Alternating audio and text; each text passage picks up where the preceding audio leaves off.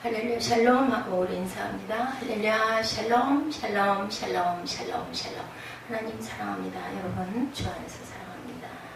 오늘 사도행전 19장 말씀 우리 함께 말씀 나눕니다. 제목을 Of people believed and turned to the Lord. 많은 사람들이 주님 앞에 돌아오더라, 이런 제목이죠.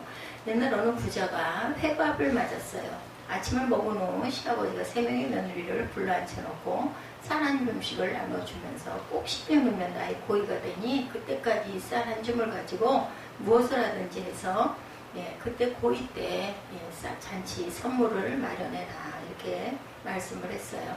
방에서 나온 첫째 며느리는 아버님이 너무 많이 일찍 드셨나봐, 이렇게 얘기를 하면서 마당에 있는 닭에게 쌀을 던져버립니다.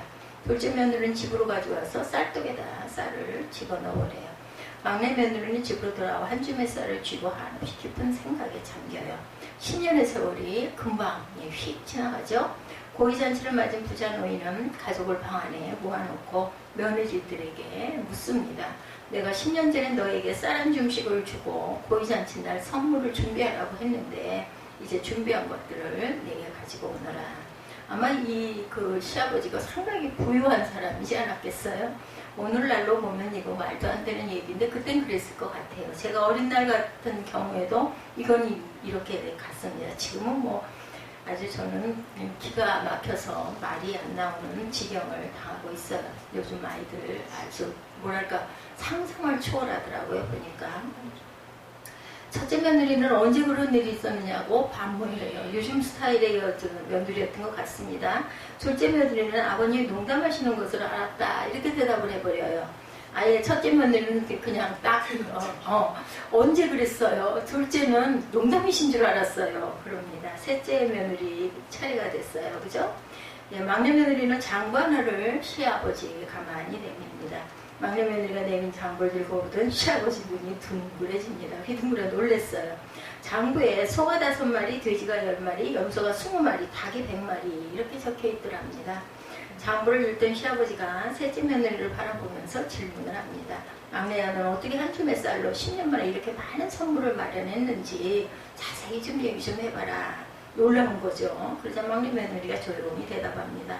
아버님 10년 전에 한 줌의 쌀을 주실 때 쌀을 주시는 아버지의 뜻을 오랫동안 생각했습니다. 그래서 뒷집으로 가서 한 줌의 쌀과 병아리 1마리를 바꿨습니다.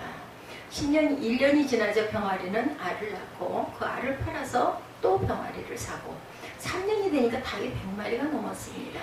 닭을 몇 마리 팔아서 염소를 사니 닭은 계속 알을 낳고 염소는 또 염소를 낳고 그 다음은 돼지를 샀고 그 다음은 소를 사서 이렇게 됐습니다. 그럴 것 같죠? 10년 세월 동안 병도 안 나고 잘 길렀고 잘 자라준 것 같습니다. 처음에는 아주 조금씩 불어났는데 다음부터는 모든 것이 복리로 불어났겠죠. 2배로 늘어난 거죠. 아버님 생신 선물로 부족하지만 받아주세요.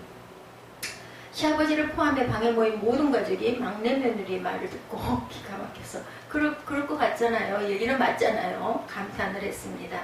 시아버지는 자신의 많은 재산을 제대로 관리할 수 있는 사람은 막내 며느리구나 생각을 하고 막내 며느리에게 모든 재산을 상속해주며 가문을 크게 좀 일으켜보거라, 이렇게 부탁을 했다고 그래요. 참 지혜로운 며느리, 우리가 닮고 싶은 표본. 우리도 만약에 이런 쌀을 우리 시아버님이든 누군가가 이렇게 주면서 이랬으면 글쎄 저는 저 같으면 어떻게 했을까, 도대체 이걸 갖고 어떻게 할까 막 고민을 좀 했을 것 같아요. 마당에다 던져버리거나 쌀떡에다 집어넣지는 못했을 것 같은데 이 막내 며느리처럼 이렇게는 못했을 것 같습니다. 이래서 재산을 물려줬다 그러죠. 한 집안의 재산도 누구를 선택해서 상속하여 주는가 하는 것이 중요하다면 하나님의 나라, 예수께서 세워주신 교회를 위해서 일할 일꾼으로 누구를 선택하느냐는 거 아주 중요하겠죠. 오늘 본문이죠. 19절에서 21절 말씀, 기독교 역사에서 아주 중요한 말씀. 그때 스데반의 일로 일어나는 환난으로 말미암아 흩어진 자들이 베니게와 구브로와 안디옥까지 이르러 유대인에게만 말씀을 전하는데 그 중에 구브로와 구레네 몇 사람이 안디옥에 이르러 헬라인에게도 말하여 주 예수를 전파하니 주의 손이 그들과 함께 하시며 수많은 사람들이 믿게 되어 주께 돌아오더라. 오늘 제목이 주께 돌아오더라죠. 이 말씀은 스데반의 박해 때문에 안디옥에 교회가 서게 된 것입니다. 이 기독교는 다른 그 종교는 어떨지 모르겠지만 자세히 모르는 걸 어떻다 폄하할 수는 없어요. 근데 기독교는 이렇게 박해를 하면 할수록 그 세력이 더 거세게 불길이 일어난다는 게 특징이죠. 그걸로 인해서 겁이 나가지고 주저앉아 버리거나 아니면 어디로 도망을 치는 게 아니라 오히려 다른 곳으로 간 곳에서 또 증거하고 전파해서 교회가 크게 일어나는 사건들. 지금 코로나19로 모이지를 못하잖아요. 그런데도 수많은 교회들은 오히려 그로 인해서 더 많은 헌금이 이렇게 들어오고 있다는 아주 기쁜 소식을 제가 듣습니다. 19절은 평범한 말씀으로 박해를 피해 흩어진 자들이 게니게 구브로 안디옥까지 이르러 유대인들에게 복음을 전했다. 그렇지만 20절 말씀은 놀라운 말씀이고 기독교 역사에서 아주 중요합니다. 20절 다시 읽습니다. 그 중에 구브로와 고르네 몇 사람이 안디옥에 이르러 헬라인에게도 말하여 주 예수를 전파했다. 근데 이제 누구에게? 이방인들에게 주 예수가 전파되죠. 흩어진 성도 중 몇 사람이 안디옥에 도착해서 헬라인에게도 예수 그리스도의 복음을 전파했다. 이렇게 말합니다. 물론 오늘 말씀이 있기 전에 이방인에게 복음을 전파한 사건이 나오죠. 빌립이 사마리아인에게 전도하는 사건 아실 거예요. 사도행전 8장에. 당시 사마리아인 반은 유대인이었기 때문에 유대세계와 이방세계의 가교 역할을 했다고 합니다. 그들에게 빌립의 복음을 전해요. 베드로가 떤 이방인 고넬료에게 고넬료를 받아들이죠. 사도행전 10장에 일어난 일이죠. 그렇지만 엄밀히 따지면 베드로가 먼저 고넬료를 찾은 것이 아니라 고넬료가 하나님을 경외하는 자로 기도 중에 환상을 보고 천사의 지시를 받아서 요바에 있었던 베드로를 초청한 사건이었죠. 그렇지만 오늘 본문 20절 사건은 빌립과 베드로의 사건과는 좀 다릅니다. 본문은 교회가 자발적으로 이방인에게 복음을 전한 사건이고 드디어 기독교가 세계 선교를 위해서 출발한 사건이다. 그렇게 해서 크리스티안이라는 이름을 받게 된 게 첫 번째 안디옥에서 시작이 되죠. 이방인은 그 솔로몬 성전을 건축한 그 초대교회 시대까지 성전을 출입하는 자들이 자신이 들어갈 수 있는 지역에 한계가 있었죠. 성전 평면도를 보면 드러나 있습니다. 이방인은 이방인의 뜰까지밖에 들어가지를 못해요. 거기서 기도하는 거죠. 만약 그 뜰을 넘어 더 깊이 들어가면 사형에 처합니다. 법으로 정해져 있어요. 유대인 여자는 여인의 뜰까지 들어갈 수가 있습니다. 여인의 뜰. 유대인 남자는 성전에 더 가까이 들어가서 이스라엘의 뜰까지 들어갈 수가 있다고 합니다. 제사장은 성소와 제사장의 뜰까지 갈 수 있고 대제사장 한 명, 이분은 1년에 한 번 돌아오는 대속제일 7월 10일에만 지성소 가장 깊은 곳 법궤가 있는 곳이죠. 거기까지 들어갈 수가 있었다고 그래요. 누구든지 자신의 영역을 넘으면 죽음을 면치 못했고 이것이 성전에 들어가는 법칙이었다고 합니다. 그 시대에. 근데 복음은 그렇지가 않죠. 이제 복음은 국가의 경계선을 허물었어요. 인종의 경계선을 허물립니다. 복음이 예루살렘에서 출발해서 이방 땅 안디옥의 헬라인 이방인에게 전해지죠. 그러니 20절 말씀은 아주 중요하고 놀라운 말씀이에요. 7장 20절 말씀이. 그래서 중심이 오늘 말씀의 중심이 19절에서 22, 3절까지입니다. 20절 그 중에 부로와 부련의 몇 사람이 안디옥에 이르러 헬라인에게도 말하여 주 예수를 전파한 21절에 주의 손이 그들과 함께 계시며 수많은 사람이 믿고 주께 돌아오더라. 수많은 사람이 믿고 주께 돌아옵니다. 예루살렘 교회가 이 사람들의 소문을 듣고 바나바를 안디옥까지 보내니 이제 예루살렘에서 얘기를 듣고 바나바를 안디옥에 보내니 23절에 그가 이르러 하나님의 은혜를 보고 기뻐하여 모든 사람에게 굳건한 마음으로 주와 함께 머물러 있으라 권한다. 24절에 바나바는 착한 사람이여 성령과 믿음이 충만한 사람이라 이에 큰 무리가 주께 더하여지더라. 이렇게 해서 아직 전도가 잘 돼서 큰 무리들이 그 숫자를 더하여져서 교회가 서게 되죠.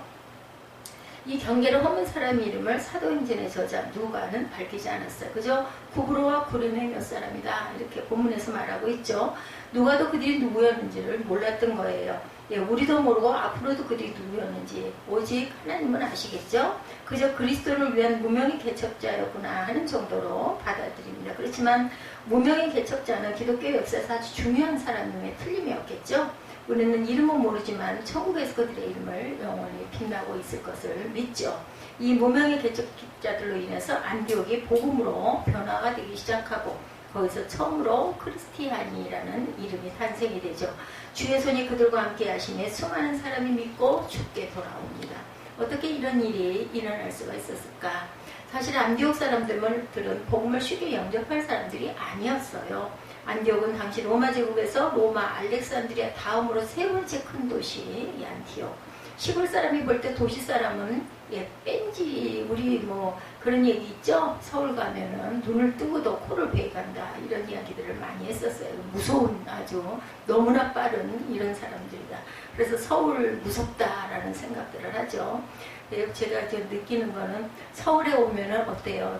한 50년 이상 전에는 보통이 하나씩 가슴에다 꼭 끌어안고 거기 뭐 별게 있는 게 아니에요. 그죠? 옷 한 벌 정도이겠죠? 그리고 뭐 정말 차비? 뭐 그런 비상금 보통에다가 숨길까 아니면 허리춤에다 집어넣을까. 그래서 예전 그 할머니들은 우리 속에 있는 속바지 속에다가 주머니를 하나 딱 만들어가지고 거기다가 거기 있는 돈을 훔쳐가지 못할 것 같아요.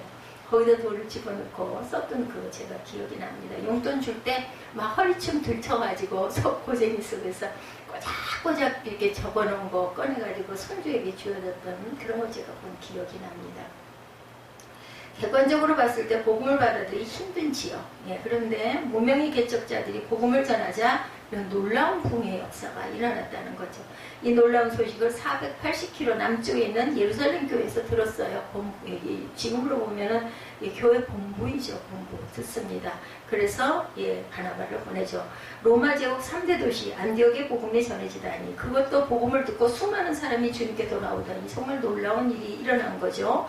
그런 놀라움과 함께 그들에게는 걱정이 하나 생겨요. 그 성도들을 영적으로 지도해 주기 위해서 누군가 지도자를 세워줘야 할 텐데 누굴 보내야 될 것인가. 이 문제가 본부에서는 아주 큰 도대체 이제 회의거리가 됐겠죠. 예루살렘 교회는 그 적임자로 주저함 없이 바나바를 선택해서 파송하는 사건이 오늘 21절에서 24절의 내용이죠. 예루살렘 교회가 이 사람들의 소문을 듣고 바나바를 안디옥까지 보내니 그가 이르러 하나님의 은혜를 보고 기뻐해 모든 사람에게 굳건한 마음으로 주와 함께 머물러 있으라 권하니 바나바는 착한 사람이요 성령과 믿음이 충만한 사람이라 이에 큰 무리가 죽게 더하여 지더라. 아멘. 붐이 됐다라는 거죠. 안디옥 교회 영적 지도자로 파송된 바나바는 사도행전 4장 마지막 부분에 바나바에 대한 짧은 이야기가 언급이 되죠. 때는 오순절 성령 강림 이후에 초대교회 공동체가 형성되기 시작할 무렵이었습니다. 그때 바나바를 사도행전 4장 36, 7절에 보면 구브로에서 난 레위족 사람이 있으니 레위예요. 레위족. 이름은 요셉이라 사도들이 일컬어 바나바라 번역하면 위로의 아들이죠. 위로하는 자입니다.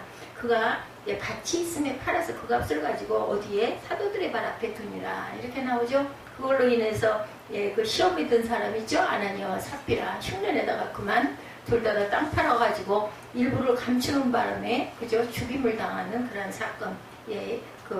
영적으로 잘못된 부분이다 해가지고 성령을 속였다 해서 죽죠. 바나바의 본명은 요셉이었다라는 거예요. 별명이 바나바죠. 바나바는 위로의 아들이다. 옛날 사용했던 개역 한글판에 권위가 있는 사람이다 이렇게 번역이 되어 있어요. 권위자. 권위자와 위로자는 조금 다르죠. 여기서 말하는 권위는 어깨에 힘을 주고 목을 세우는 권위가 아니고 권면하고 위로하는 사람이다 라는 뜻을 갖고 있네요. 현재 한국교회의 특별한 재직에는 권사의 유래를 여기서 찾을 수가 있다는 거죠. 권면하고 위로하는 사람, 권사는 이러한 사람이라는 거죠. 이렇게 요셉에게 바나바라는 별명을 사도들이 붙여준 것을 보면 그는 정말 위로를 잘했던 아주 그 성품이 온화한 그러한 사람이었던 것 같아요. 어려움을 겪어서 낙심한 사람, 병으로 인하여 시달리는 사람, 슬퍼하는 사람들을 찾아다니며 위로를 하는 사람이었음을 우리가 짐작할 수가 있습니다. 그리고 말씀에 있는 대로 그는 초대교회 공동체를 위하여 자신의 밭을 팔아서 영적인 지도자들에게 공동체를 위해 쓰라고 내어줬던 사람이죠. 발 앞에 가만히 내려놓았다 이렇게 나와 있어요. 뭐 자랑을 하고 준 것도 아니고 그냥 살구멍이 밀어놨다라는 대단한 사람이죠. 오늘 본문에서 바나바를 추가로 소개하는 말이 나오죠. 24절 상반절에 바나바는 착한 사람이여 성령과 믿음이 충만한 사람이라. 착할 뿐만 아니라 성령과 믿음이 충만한 사람이었다. 사도행전을 우리가 보면서도 착한 사람, 자연인격, 성령의 믿음이 충만한 사람, 신앙인격이다 이렇게 우리가 얘기할 수가 있겠죠. 우리가 참 저 사람 착해 그러면 정말 타고났다라는 거, 착하다라는 얘기는, 근데 성령과 믿음이 충만하다라는 것은 신앙으로 변화가 된 사람이죠. 성령을 받은 사람, 이런 사람이 성령과 믿음이 충만한 사람이죠. 선천적으로 자연인격이라는 건 기질과 후천적인 영향으로 형성되는 것, 신앙인격은 신앙생활을 통해서 영적인 은혜를 받았을 때 형성이 되죠. 바나바는 자연인격과 신앙인격 모두를 갖춘 사람이었다는 것입니다. 교회 생활을 하다 보면 자연인격과 신앙인격 둘 다 잘 갖춘 사람도 있지만 둘 중 하나가 부족한 사람이 있어요. 이렇게 둘 다 갖춘 사람은 얼마나 부러운지 몰라요. 저도 참 그게 잘 안 되더라고요. 뭐 얘기를 하다 보면 막 열이 나고 소리가 커지고 높아지고 그리고 상처를 엄청나게 받고 그거 참 좋지 않은데, 그리고 먼저 화내는 사람이 진다고 그러죠. 화를 안 내고 차분하게 내려앉아서 얘기할 줄 알았는데 그게 정말 안 되는데, 아마 이 바나바라는 분은 양쪽이 다 아주 근데 이런 사람이 강한 사람이에요. 사실은 화 벌컥벌컥 내는 사람들은 그냥 앞에서만 벌컥하지 정말 속이 무른 사람이고 부족한 사람이죠. 바나바는 12사도가 아니에요. 그죠? 그러나 처음 선출했던 7명의 집사에도 포함되지 않았던 사람입니다. 그렇지만 예루살렘 교회는 안디옥 교회를 섬길 적임자로 바나바를 선택하죠. 그 선택은 아주 탁월한 선택이었고, 선택의 결과 24절 하반전에 이제 큰 무리가 죽게 더하여지더라. 선한 사람의 삶에는 선한 역사, 선한 열매가 맺히죠. 우리 옛말에 콩 심은 데 콩나고 팥 심은 데 팥난다고 합니다. 자, 이렇게 이러한 역사, 많은 사람들이 교회를 개척하고 세우지만 이렇게 온전하게 잘 통돼서 세워가는 교회는 정말 손에 꼽을 정도고, 나머지는 그저 세웠다가 몇 년 안에 여러 가지 어려움을 당해가지고 그냥 내려놓게 되든가 아니면 그냥 가족이 예배를 드리는 그런 수준으로 끝나는 경우들이 많아요. 부럽죠. 어떤 분은 교회에 참으로 선한 영향을 끼쳐서 부흥하게 한 분도 계시고, 몇 분은 차라리 우리 교회를 섬기지 않았더라면 좋았을걸, 이런 사람들도 교회 역사에 보면 안타까운 일들도 많이 일어납니다. 자, 우리를 통해서 바나바와 같은 선한 영향력이 교회에게 미치는 그러한 여러분들이 되시기 바라요. 바나바는 안디옥 교회가 부흥돼서 함께 일할 동역자를 이제 구하게 되죠. 혼자서는 안 되기 때문에. 그래서 바나바가 생각하는 자신과 함께 일할 동역자의 자격은 유대 전통에서 자라는 유대인이어야 했습니다. 몇 가지 조건이 있었죠. 요즘에도 보면 장로교회 보면은 그 직분을 받을 때 조건들이 있습니다. 이방인은 동등한 입장에서 만날 수 있어야 된다. 안디옥을 기독교 중심으로 만들어야 하니까 용기가 있는 사람이어야 한다. 이방인을 동등한 입장에서, 유대인이어야 하면서도 불구하고 유대인을, 그 이방인들을 자신과 동등한 위치로 놓고 만날 줄도 아는 사람, 깨인 사람이에요. 요즘 말로 말하면. 그리고 안디옥을 기독교 중심지로 만들어야 하니까 용기가 있는 사람, 교회를 박해하는 사람들이 많으니 공격을 대하면서 말을 잘하는 사람, 능병가여야 한다. 이런 조건들이 있었다고 그래요. 그런 기준의 적임자가 다름 아닌 사도 바울이었던 거예요. 만나야 되겠다라고 바나바가 생각했을 때. 그래서 안디옥에서 230km 떨어진 바울의 고향 다소로 가서 바울을 데리고 와서 안디옥 교회에서 함께 사역하는 그런 시작이 되죠. 그 이야기를 25, 6절에 말하죠. 바나바가 사울을 찾으러 다소에 가서 만남에 안디옥에 데리고 와서 둘이 교회에 1년간 모여 있어 큰 무리를 가르쳤고, 제자들이 안디옥에서 비로소 그리스도인이라 일컬음을 받게 되었더라. 그래서 그리스도인이라 일컬음을 받게 된 게 바로 안디옥 교회고, 사울을 찾으러 가서 같이 데리고 동역을 하고, 아마 바울 전도사님이 아마 이런 부분에서 그 바울이라는 자신의 이름을 굉장히 자긍심을 가지고 또 비슷하게 울고 있죠. 지금도 그런 꿈을 가졌던 것 같다라는 생각이 듭니다.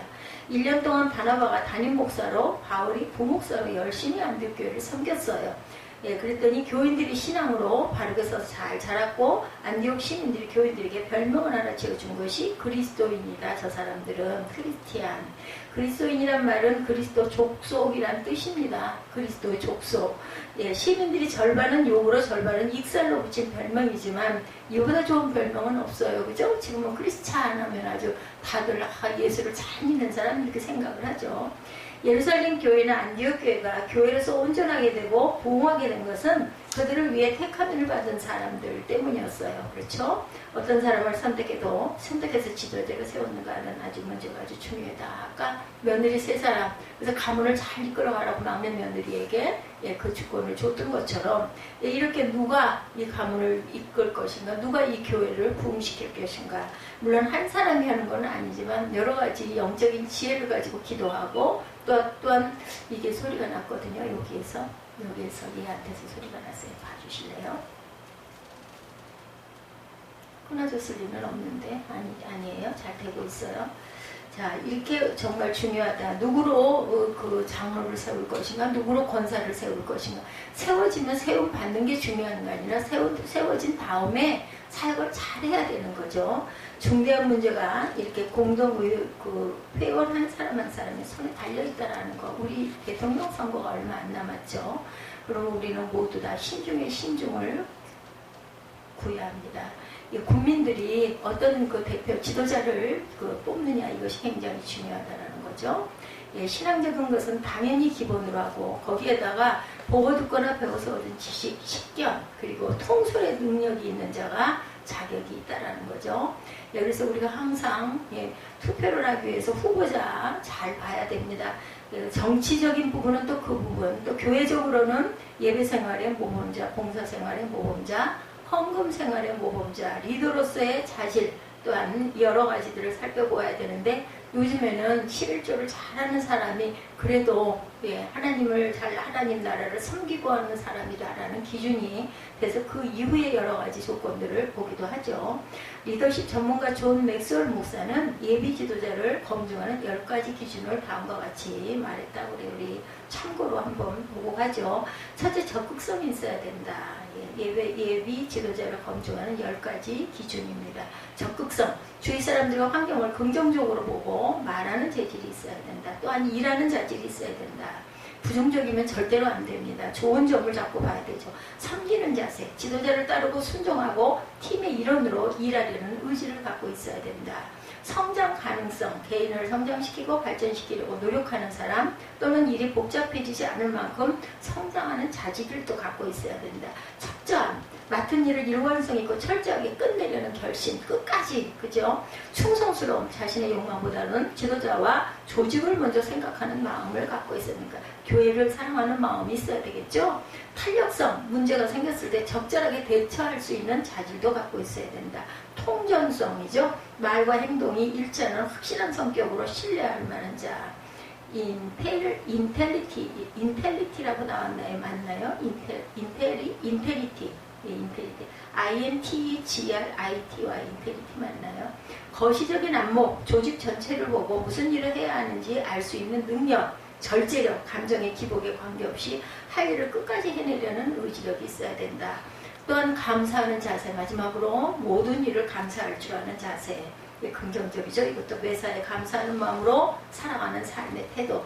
이런 10가지 자질을 가진 사람을 발굴하면 그 리더는 그 공동체를 잘 이끌어갈 것이다. 교회 공동체뿐만이 아니라 모든 분야에서의 그 리더로 세울 수 있는 사람은 적극성과 섬기는 자세와 성장 가능성과 철저함과 충성스러움과 탄력성과 통정성과 거시적인 안목, 그리고 절제와 감사하는 자세를 갖고 있어야 된다. 이렇게 얘기를 했다고 그래요. 그래서 오늘은 고린도전서 11장 말씀, 사도행전 11장 말씀 내용 가지고 후반부 이야기들이죠. 19절부터 마지막 절까지 어떻게 해서 크리스찬이라는 이름이 일컬음을 받게 되었는지 26절에 나오죠. 만남에 안디옥에 데리고 와서 둘이 교회 1년간 모여 큰 무리를 가르쳤고 제자들이 안디옥에서 비로소 그리스도인이라 일컬음을 받게 되었더라. 이건 분명히 부흥이 됐기 때문에 이 사람들, 예수 믿는 사람들 이렇게 됐다라는 거죠. 27절부터 마지막까지 보면 그 중에 아가보라는 한 사람이 일어나 성령으로 말하되 천하에 큰 흉년이 들리라 하더니 글라우디오 때에 그렇게 되니라. 제자들이 각각 그 힘대로 유대에 사는 형제들에게 부조를 보내기로 작정하고 이를 실행하여 바나바와 사울의 손으로 장로들에게 보내니라. 이게 어려운 지역에다는 또 얼른 그저 또 헌금을 모아가지고 예비로금을 보내기도 하는 이러한 일들이, 아름다운 일들이 나타난 사도행전 11장 말씀 우리가 갖고 함께 은혜를 나눴습니다. 아까 못다한 찬양 잠깐 하시고 주기도문으로 예배를 마치도록 하겠습니다.